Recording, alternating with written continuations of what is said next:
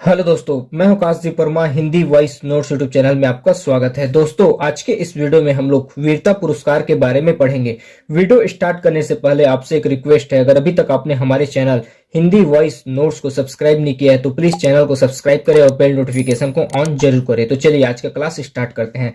सबसे पहले हम लोग पढ़ेंगे परमवीर चक्र के बारे में। देखिए, परमवीर चक्र यह भारत का सर्वोच्च वीरता पुरस्कार है। परमवीर चक्र भारत का सर्वोच्च वीरता पुरस्कार है। इसका शुरुआत 26 जनवरी 1950 को किया गया था। देखिए, परमवीर चक्र केवल भारतीय सैनिकों को दिया जाता है उसके सर्वोत्कृष्ट प्रदर्शन और आत्म बलिदान के लिए। देखिए, सैनिकों भारतीय सैनिकों के सर्वोत्कृष्ट प्रदर्शन और आत्म बलिदान के लिए 26 जनवरी 1950 को भारत का सर्वोच्च वीरता पुरस्कार परमवीर चक्र का शुरुआत किया गया था। देखिए, यह सैनिक के जीवन काल के दौरान और उनके मरने के पश्चात भी इस सम्मान को दिया जा सकता है। जैसे कि कोई सैनिक है, अगर जीते जी उन्होंने सर्वोत्कृष्ट प्रदर्शन किया है तो उसको यह सम्मान से सम्मानित किया जा सकता है। और कभी कभी स्थिति यह होता है कि आत्म बलिदान के बाद भी यह सम्मान से सैनिक को सम्मानित किया जाता है।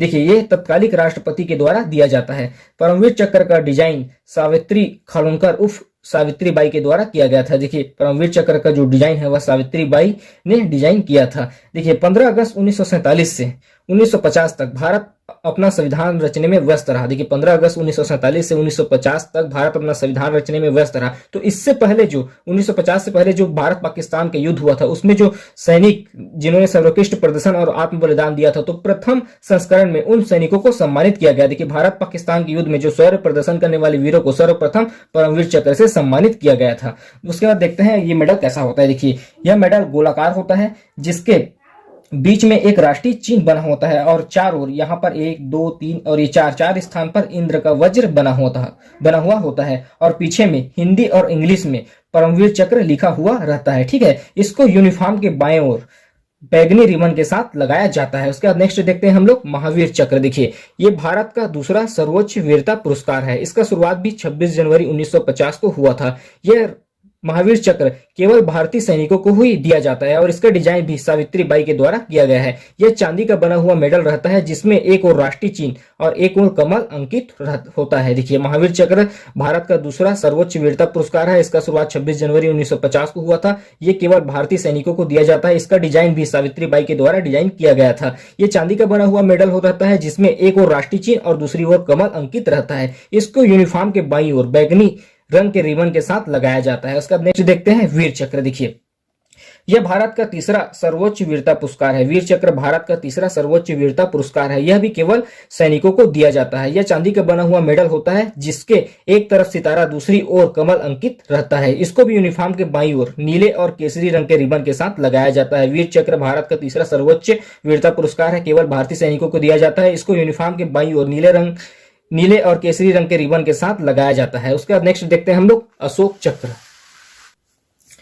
नेक्स्ट है हम लोगों का अशोक चक्र। देखिए, अशोक चक्र को शांति काल का सर्वोच्च पुरस्कार माना जाता है। यह प्रदान किया जाता है सैन्य या नागरिकों को। देखिए, भारतीय सैनिक या भारतीय नागरिकों को किसी को भी यह दिया जा सकता है, जो भी इसके हकदार हो, चाहे वह सैनिक हो या नागरिक हो। अशोक चक्र से सम्मानित किया जा सकता है जिसने अपना साहस, पराक्रम और आत्म बलिदान का परिचय दिया हो, चाहे वह सैनिक हो या नागरिक हो। दोनों को अशोक चक्र से सम्मानित किया जा सकता है। यह उनके जीवन काल या मरणोपरांत भी इस सम्मान से सम्मानित किया जा सकता है। देखिए, अशोक चक्र राष्ट्रपति के द्वारा दिया जाता है। इसके लिए रक्षा मंत्री की अध्यक्षता वाली सेंट्रल बोर्ड कमेटी द्वारा इन पुरस्कारों का निर्णय लिया जाता है। रक्षा मंत्री की अध्यक्षता वाली सेंट्रल बोर्ड कमेटी द्वारा अशोक चक्र सम्मान का निर्णय लिया जाता है। प्रथम संस्करण में नाइक बहादुर थापा, हवलदार बचितर सिंह और फ्लाइंग लेफ्टिनेंट सुहास बिस्वावा को अशोक चक्र पाने वाले प्रथम व्यक्ति थे। ठीक है, 1 फरवरी 1999 को 1400 रुपए मासिक भत्ता का शुरुआत किया गया। जो भी अशोक चक्र प्राप्त करते हैं उसको 1 फरवरी 1999 से 1400 रुपए मासिक भत्ता का